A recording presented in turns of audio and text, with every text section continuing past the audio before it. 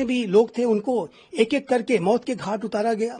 ये जाहिर है कि ये उसी तरीके की सोच है, उसी तरीके की शैतानी सोच है जो हमास की रही है। हमास ने जो इजराइल के ऊपर आतंकी हमला किया था उसका लक्ष्य ज्यूज और मुस्लिम्स के बीच में टकराव को बढ़ाने का था। जो क्लैश ऑफ सिविलाइजेशन, धर्मों के बीच में टकराव को बढ़ाने की साजिश के तहत हमास ने इजराइल के ऊपर आतंकी हमला किया था। इजराइल की जो मुस्लिम अरब राष्ट्रों से जो बातचीत की प्रक्रिया चल रही थी, शांति की प्रक्रिया चल रही थी, एक एक करके जो अनेक अरब राष्ट्र इजराइल को रिकॉग्नाइज करते जा रहे थे, उस प्रक्रिया को तोड़ने के लिए हमास ने हमला किया था। और उसी तरीके से जो पहलगाम के जो आतंकी हैं, उन्होंने जो हमला किया वो हिंदू और मुस्लिम कम्युनिटी के बीच में आपस में टकराव को बढ़ाने की साजिश के तहत ये हमला किया था। और इस हमले के पहले कुछ ही दिन पहले पाकिस्तान के सेना अध्यक्ष जनरल मुनीर ने जिस तरीके का एक संबोधन दिया और उसमें हिंदू और मुस्लिम कम्युनिटी के बारे में अनेक नफरत वाली बातें कहीं, भारत और पाकिस्तान के बारे में अनेक नफरत वाली बातें कहीं, ये उन्हीं बातों को इन आतंकियों ने अमली जामा पहनाया। तो जाहिर है कि ये जो सोच थी वो घृणा की सोच थी, हिंसा की सोच थी, धर्मों को आपस में टकराने की सोच थी। और ये बिल्कुल स्पष्ट है कि ये जो हमला है हमास की तर्ज पर किया गया। और ऐसी भी रिपोर्ट्स रही कि हमास के अनेक आतंकियों ने पाकिस्तान ऑक्युपाइड कश्मीर में जो पाकिस्तान बेस्ड जो आतंकी संगठन है उनके साथ उन्होंने मीटिंग्स भी की थी। और हमास के आतंकियों को इन पाकिस्तान के आतंकी आकाओं के द्वारा और वहां की आर्मी और आईएसआई के द्वारा इनवाइट भी किया गया था। तो जिस तरीके से हमास का पाकिस्तान बेस्ड आतंकी संगठनों के साथ लगातार संपर्क रहा और बातचीत रही, जाहिर है कि उसने भी इन आतंकियों को हमास जैसी ही रणनीति को अपनाने के लिए प्रेरित किया होगा। और ये जो हमला है जाहिर है कि हमास के कोऑर्डिनेशन में और हमास के स्टाइल में ही स्पष्ट रूप से किया गया दिखाई देता है। सर, कौन से देश ऐसे हैं जो अभी भारत के साथ स्टैंड हैं और कौन से हैं जो इस मामले को लेकर भारत से विपरीत जा रहे हैं? देखिए, आज पूरा विश्व भारत के साथ खड़ा है। चाइना जैसा जो राष्ट्र जो कि पाकिस्तान के संदर्भ में ये कहता है कि पाकिस्तान से उसकी दोस्ती पर्वत से भी ऊंची है, समुद्र से भी गहरी है, इस तरीके का जो राष्ट्र है, चाइना जैसा राष्ट्र, उसने भी पहलगाम के इस आतंकी हमले की कड़ी निंदा की है और ये भी कहा है कि इसके जो परपेट्रेटर्स हैं, जो इसके जो जिम्मेदार तत्व हैं, उन्हें सजा मिलनी चाहिए। और जाहिर है कि इस्लामिक वर्ल्ड की भी अगर बात करें तो इस्लामिक राष्ट्र भी भारत के साथ खड़े हैं। सऊदी अरबिया हो, यूएई हो, अन्य इस्लामिक राष्ट्र हो, सभी भारत के साथ खड़े हैं। टर्की जैसा एक राष्ट्र है जिसने कि अपनी कोई प्रतिक्रिया व्यक्त नहीं की है।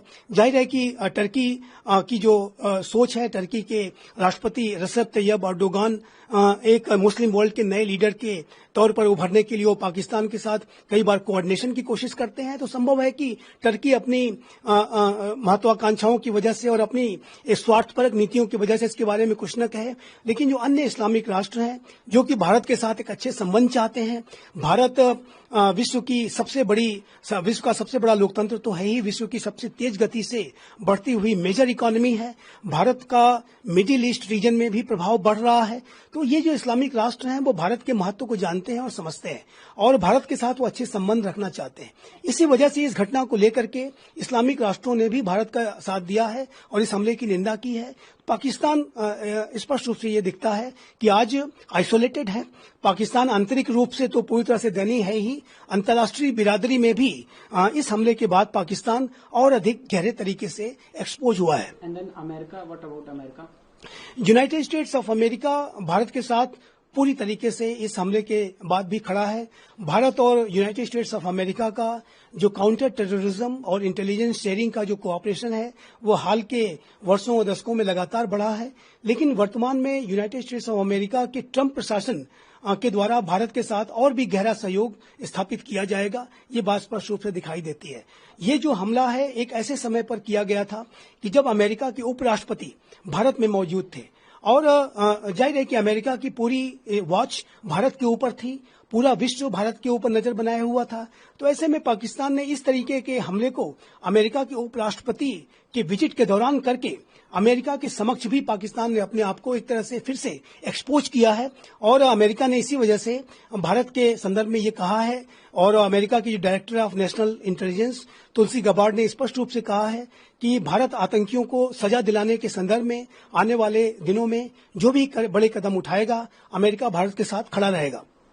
सर, एक आखिरी सवाल कि प्रधानमंत्री जो हैं पाकिस्तान के, उनका कहना है कि हम विश्वसनीय जांच के लिए स्टैंड लेते हैं और हम पहले से ही कह दे रहे हैं कि आप किसी भी तरीके का जांच कराइए। देखिए पाकिस्तान तो संशय का ही माहौल बना हुआ है।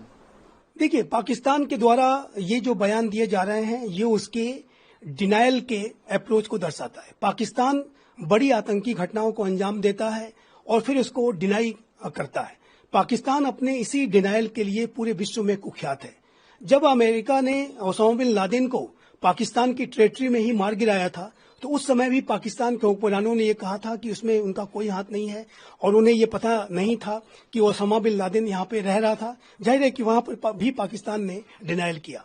जब मुंबई आतंकी हमले में कसाब नामक जो आतंकी है वो पकड़ा गया, उसके संदर्भ में जब पाकिस्तान से सवाल किए गए, तथ्य रखे गए तो उसको भी पाकिस्तान ने डिनाई कर दिया कि उसे नहीं पता कि ये कसाब कौन है और कहां से आया था।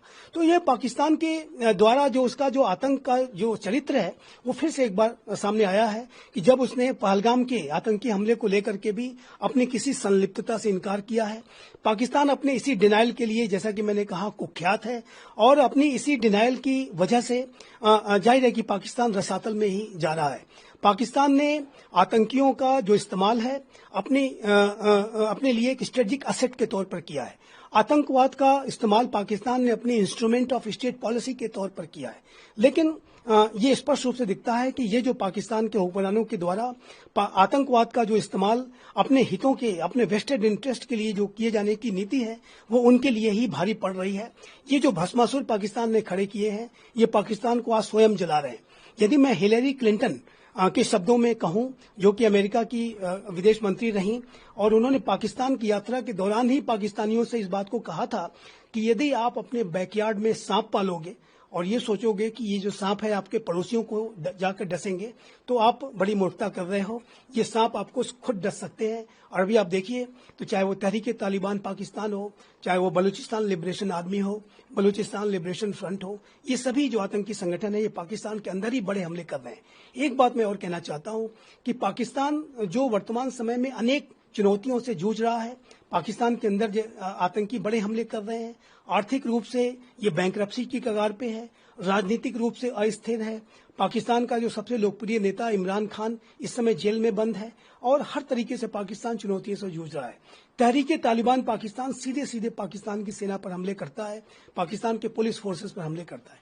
तो पाकिस्तान के द्वारा ये जो पहलगाम का आतंकी हमला कराया गया वो पाकिस्तान की जनता का ध्यान वहां के मूल मुद्दों से भटकाने के लिए और अंतर्राष्ट्रीय समुदाय का ध्यान भी पाकिस्तान के अंदर की दयनीय स्थितियों से भटकाने के लिए किया गया है।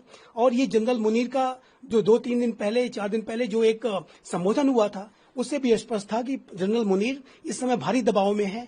तो उन्होंने इस हमले को करा करके जो पूरा पाकिस्तान के अवाम का ध्यान और पूरी अंतर्राष्ट्रीय समुदाय का ध्यान भारत के तरफ डाइवर्ट करने की कोशिश की है। और जाहिर है कि ये जो डाइवर्जनरी टैक्टिक्स हैं उसी का इस्तेमाल भारत के संदर्भ में पाकिस्तान करता रहा है। ये जांच कराने इत्यादि का जो बयान है वो अगेन एक डाइवर्जनरी टैक्टिक्स है। और लेकिन इतना कहने के बाद मैं अंत में यही कहूंगा कि पाकिस्तान चाहे कोई भी टैक्टिक्स क्यों न अपना ले, पाकिस्तान अपने गुनाहों से बच नहीं सकता है।